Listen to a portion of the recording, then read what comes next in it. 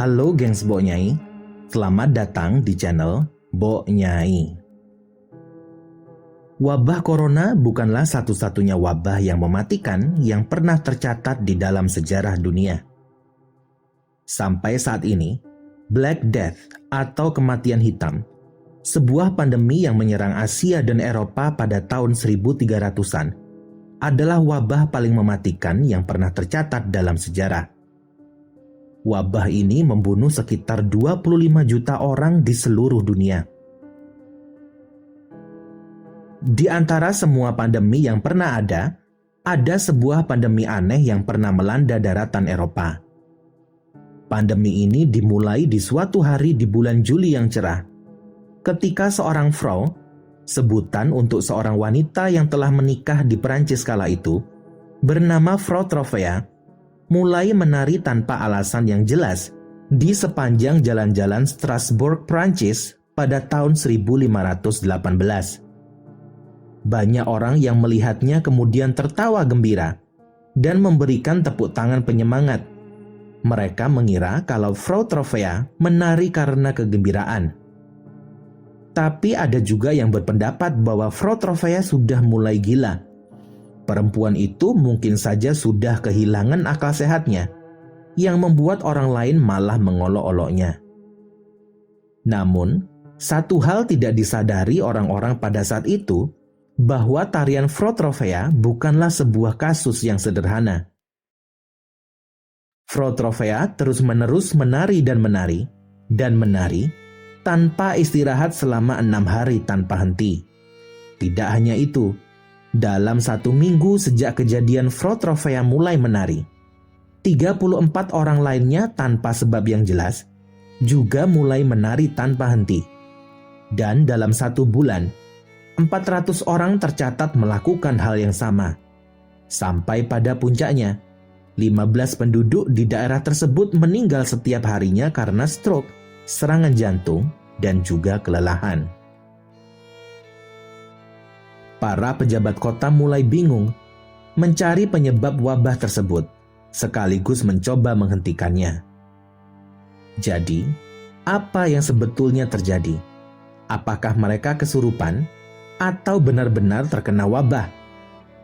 Sebelum kita masuk lebih dalam podcast yang membahas tentang peristiwa wabah menari, silakan gengs Bo Nyai tekan tombol like dan subscribe untuk mendapatkan update cerita-cerita menarik dan misterius hasil penelusuran Bo Nyai. Wabah menari terjadi pada tahun 1518. Adalah kasus menari tanpa henti yang terjadi di Strasbourg, Prancis, yang pada saat itu masih menjadi bagian dari Kekaisaran Romawi Suci. Wabah ini dimulai di suatu hari di bulan Juli. Frau Trovea mulai menari tanpa alasan yang jelas di sepanjang jalan tempat tinggalnya. Dia mulai menari pada pagi hari dan baru berhenti ketika dia pingsan pada malam harinya. Ketika dia bangun, Frau Trovea pun mulai menari lagi. Sampai pada hari ketiga, sepatu Frau Trovea mulai basah oleh darah, hasil menari tanpa henti. Dia pun kemudian dibawa ke gereja karena orang mengira bahwa mungkin saja Frau Trovea kerasukan roh jahat. Tapi sayang, pada saat itu semuanya sudah terlambat bagi wanita malang tersebut. Banyak orang lalu bingung sekaligus ngeri dengan kejanggalan ini. Apalagi ketika dalam 1 bulan, sekitar 400 orang melakukan hal yang sama, yang sebagian besar diantaranya adalah perempuan. Beberapa dari orang-orang ini meninggal karena serangan jantung, stroke atau kelelahan, sebagai efek samping dari menari terus-terusan tanpa istirahat. Satu laporan menunjukkan bahwa dalam sebuah periode waktu, wabah tersebut menewaskan sekitar 15 orang per hari. Peristiwa ini bahkan tercatat dalam dokumen sejarah, termasuk catatan dokter, catatan khotbah dari gereja kota, surat kabar lokal dan regional, dan bahkan catatan yang dikeluarkan oleh Dewan Kota Strasbourg. Sampai saat ini masih tidak diketahui dengan pasti mengapa orang-orang ini menari sebuah wabah yang mengakibatkan penderitaan bagi banyak penderitanya.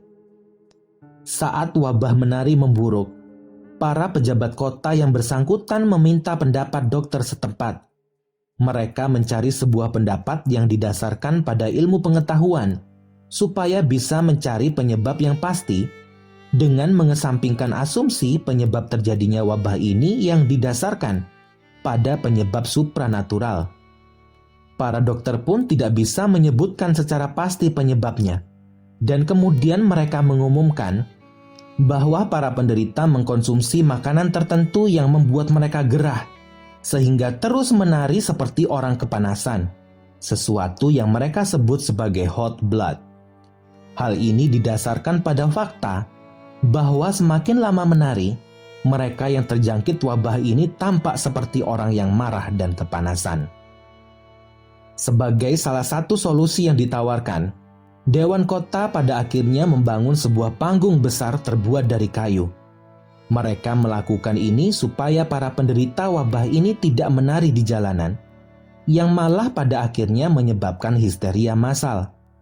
Selain itu, pihak berwenang melakukannya karena mereka percaya bahwa para penari ini akan pulih jika mereka terus menari siang dan malam, sampai akhirnya mereka berhenti sendiri karena kelelahan. Supaya cara ini lebih efektif, bahkan Dewan Kota menyewa para musisi untuk mengiringi tarian yang menjadi wabah ini, supaya mereka terus bergerak dan mempercepat setiap orang menuju kelelahan. Tapi ternyata strategi tersebut adalah bencana. Setelah kebijakan tersebut diterapkan, jumlah penderita wabah ini malah mengalami peningkatan yang dramatis. Panggung tempat para penderita wabah ini yang ada di tempat umum ditengarai malah menyebabkan penularan secara psikis. Tidak hanya terjadi di Strasbourg, Prancis, tetapi wabah ini malah menyebar sampai ke Inggris dan Jerman. Seorang ilmuwan pada zaman itu bernama Paracelsus yang datang ke Strasbourg menyatakan ada 3 penyebab utama wabah ini. Yang pertama, wabah ini terjadi akibat dari imajinasi manusia sendiri.